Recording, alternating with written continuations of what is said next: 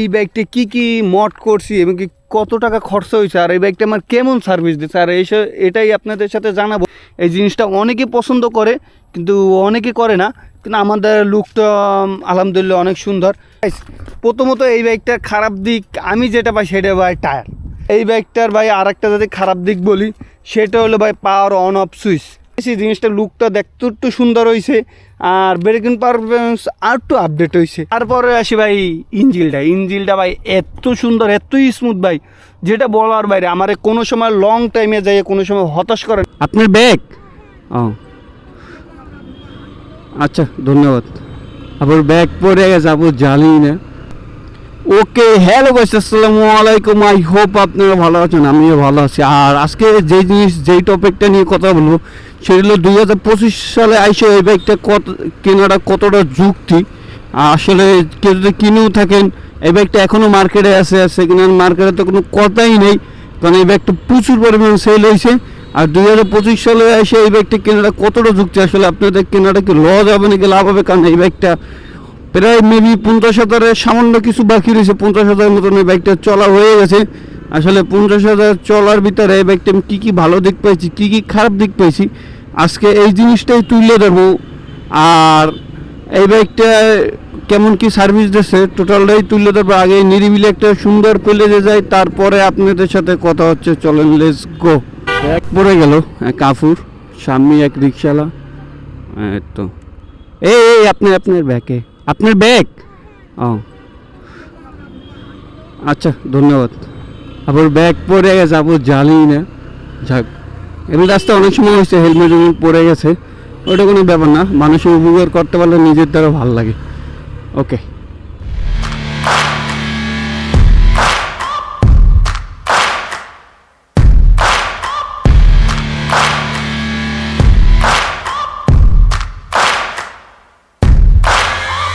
searching for greatness in a sea of the dying and shameless, a sea of the aimless. I don't wanna be one of the nameless. I'ma wake up with the mindset that one day I'm gonna make it, and I don't think I'll be fine if I don't break my limitations.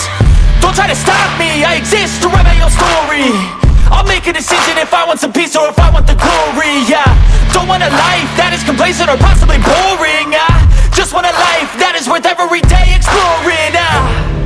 My whole life okay hello guys. আর মূলত যেই জিনিসটা জানানোর জন্য যে জিনিসটা message দেওয়ার জন্য আইসি সেটা হলো ভাই 2025 সালে এসে এক্সব্লেড কার্বোটারটা নেওয়াটা কতটা যুক্তি এবং কি এই বাইকটা কেমন পারফরমেন্স দেয়। আসলে বাইকটা আমি লং টাইম চালাইছি এবং কি 50,000 হয়ে গেছে, 50,000 সামান্য কিছু বাকি আছে, ধরুন 50,000। এই 50,000-এর ভিতরে আমি এই বাইকটা কি মড করছি এবং কি কত টাকা খরচ হয়েছে আর এই বাইকটা আমার কেমন সার্ভিস দিচ্ছে আর এটাই আপনাদের সাথে জানাবো। আসলে একটা বাইক কেনার আগে অবশ্যই জেনে শুনে কেনা বলা, কারণ এই বাইকটা এখনও মার্কেটে রয়েছে, এটা আপডেট ভার্সন চলে এসে এই আসলে আপনারা ওইটা নেওয়া বেটার হবে নাকি এইটা নেওয়া বেটার হবে সেটাই আজকে বিস্তারিত বলবো। আর গাইস আমার চ্যানেল নতুন হয়ে থাকলে অবশ্যই চ্যানেলটি সাবস্ক্রাইব করে রাখেন, কারণ নতুন ভিডিও আসবে, এই সুন্দর কন্টেন্ট দিতে পারবো আপনারা লাইক সাপোর্ট দিলে। আর চলেন। আর গাইস প্রথমত হইলো এইটার লুক বা এটার লুকটা অস্থির বলতে আমি করছি, এটার লুকটা খারাপ না, 50-50। অনেকের ভালো লাগবে অনেকের ভালো লাগবে না, একটা রোবোটিক একটা লুক আছে।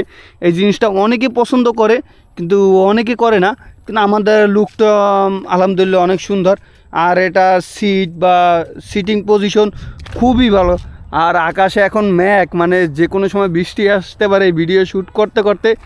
আর পিছনে ব্যাকলাইটের ডিজাইনটা খুবই সুন্দর, আমাদের খুব ভালো লাগে। আর গাইস মূলত এই বাইকটার কী খারাপ দিক আছে, তারপরে এই বাইকটা কী ভালো দিক পাইছে এই 50,000 আমি সেটাই তুলে ধরবো। চলেন। আর গাইস প্রথমত এই বাইকটার খারাপ দিক আমি যেটা পাই সেটা ভাই টায়ার। সিরিয়াসলি ভাই এই টায়ারটা ভাই আর একটা সেকশন বড় দিল ভাই অনেক সুন্দর হতো। এটা 80/90 17 সেকশনের টায়ার, এটা 80/110 সেকশনের টায়ার দিলে খুবই ভালো হতো, কারণ টায়ারটা প্রচুর পরিমাণ মানে আমাদের কনফিডেন্স কম পাচ্ছি, এই একটা জিনিস খারাপ জিনিস। তারপর আসি সেকেন্ড টায়ারটা আমি অবশ্য পরবর্তীতে পরিবর্তন করছি। এটা 140 সেকশনের টায়ার, কিন্তু এটা ছিল 130 সেকশনের টায়ার। এই টায়ারটা আমি মনে করি এক সেকশন মোটা হইলে খুবই যথেষ্ট পরিমাণ ভালো হইতো, এটা আমার মতামত, কারণ একটু তৈলে ব্যালেন্সটা অনেক ভালো পাওয়া যাইতো। আর এই বাইকটার ভাই আর একটা যদি খারাপ দিক বলি সেটা হলো ভাই পাওয়ার অন অফ সুইচ, মানে এই সুইচটা ভাই খুবই দরকার, ঢাকা শহর যারা থাকেন তাদের বেশি দরকার। কারণ ভাই তো জানেন মানে জামে পড়লে বাইকটা অন করে রাখার মাইলেজ ড্রপ দেবে, আর এটা খুবই দরকার ছিল।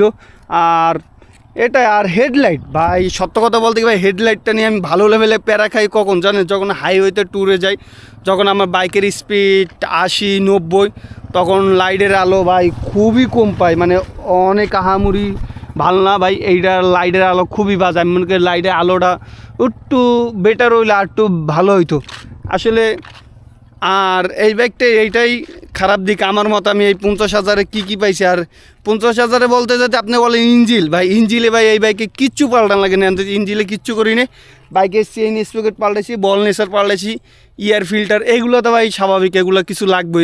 ব্রেক প্যাড, ইঞ্জিলটা খুবই ভালো, কারণ হুন্ডা বলতে একটা ব্র্যান্ডের একটা ব্যাপার স্যাপার রয়েছে। আর এই বাইকটার তারপরে বলি ভাই এই বাইকটার ভালো দিক, এই ব্যাগটা ভালো দিক হলে ভাই লুক আমার দ্বারা ভাই খুবই সুন্দর লাগে ভাই। কার দ্বারা কেমন লাগবে না, আমার দ্বারা এটার লুক যথেষ্ট পরিমাণ ভালো লাগে। তারপরে ভাই এটা ব্রেকিং পারফরমেন্সটা খুবই ভালো, পিছনে ড্রাম অবশ্যই, সামনে হাইড্রোলিকটা খুবই ভালো কাজ করতে। তারপর আপনি যদি বলেন তাহলে আপনি কেন আরসিবির জিনিস লাগালেন, ভাই আরসিবির জিনিস লাগাইছি, জিনিসটা লুকটা দেখতে একটু সুন্দর হয়েছে, আর ব্রেকিং পারফরমেন্স আর একটু আপডেট হয়েছে, ক্লাসটাও অনেক সুন্দর, অনেক সফট।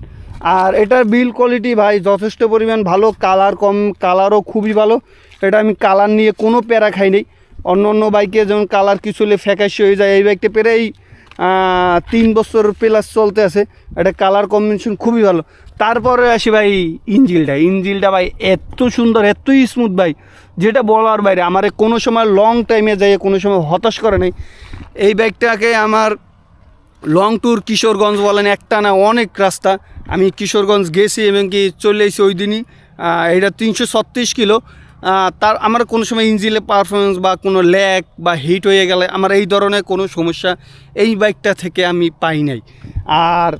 আর মিটারটা ভাই, মিটারটা খুবই ভালো, মিটারে পুরো ডিটেলস সব কিছু দেওয়া আছে, গিয়ার টাইম, মানে যেটা দরকার ভাই পুরো স্মার্ট পুরোটাই আছে।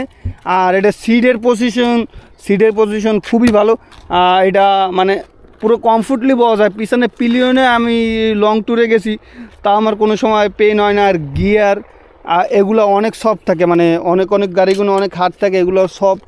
জিক্সারে এই সমস্যাটা হয়, কারণ জিক্সার বাইকটা আমি চালাইছি ভাই। দিন শেষে তারপর অনেকে শুনতেছে যে এটা মাইলেজ কেমন ভাই, এইটা আমি বলি যদি 160 সিসি সেগমেন্টে ভাই মাইলেজ কিং বলা যায়। কারণটা হইলে ভাই এইটা আমি ঈদের সময় আমি বাড়ি গেছি, তখন আমি 50 মাইলেজ পাইছি। এইটাই মাইলেজ খুবই ভালো, মানে আমারে মাইলেজে কোনো সময় হতাশ করে নাই। ও আমি মনে করি যারা একটু চেইন বা অন্য কিছু মেনটেন করে চালান না, তারাও ভাই আমি 45 পাইবেন। তার ভিতরে আমার পিছনে টায়ার মোটা, এক সেকশন টায়ার মোটা লাগার কারণে আমার মাইলেজটা একটু কম দিতে আছে। কিন্তু তারপর আমি ভাই সে মাঝখানে এয়ার ফিল্টার এগুলো পাল্টানোর পর আমি 50-এর মতন মাইলেজ পাইছি, এটা খুবই ভালো। আর গাইস এইটাই। আর এই আমার লং টাইমে কোনো সময় এই বাইকটা কোনো সময় হাত ব্যথা বা পা ব্যথা এই টাইপের কোনো কিছু হয় নাই। বাইকটা বয়সেও খুবই কমফোর্টলিভাবে চালান যাচ্ছে।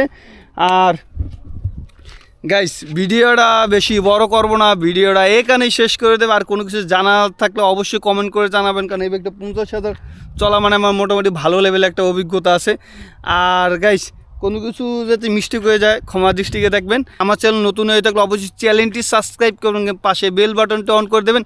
আর আপনাদের সাথে দেখা হচ্ছে নেক্সট ব্লগে, ততদিন সুস্থ থাকবেন, ভালো থাকবেন, আল্লাহ হাফেজ।